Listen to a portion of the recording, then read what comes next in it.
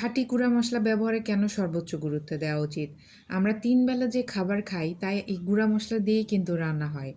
তাই এই ভেজালের ভিড়ে মশলাগুলো অন্তত খাঁটি ব্যবহার না করতে পারি যদি, তাহলে নানান স্বাস্থ্য ঝুঁকিতে পড়তে হবে। আর আমাদের সম্পূর্ণ ভিডিও দেখলে বুঝবেন, আমরা সবগুলো প্রিমিয়াম কোয়ালিটির লাল মরিচ দিয়ে গুঁড়া করি, তাই আমাদের মরিচের এত সুন্দর কালার হয়।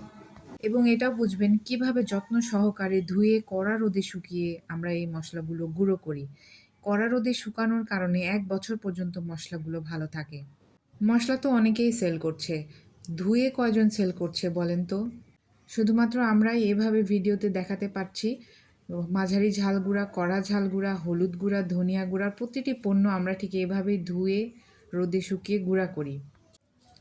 এই যে দেখতে পাচ্ছেন হলুদ ধোয়া হচ্ছে। হলুদে অনেক বড়, বড় পাথর থাকে এবং অনেক বেশি ধুলা ময়লা থাকে। সবচেয়ে বেশি ধুলা থাকে জিরাতে। আপনারা বাসায় অনেক সময় জিরা ধুইলে দেখতে পারবেন জিরাতে কত বালি থাকে। গ্রামীণ বগুড়া থেকে একবার যারা মসলা কিনেছে তারা আমাদের রিপিট কাস্টমার হয়ে গেছে। আপনারাও নিতে চাইলে অবশ্যই যোগাযোগ করবেন। ধন্যবাদ।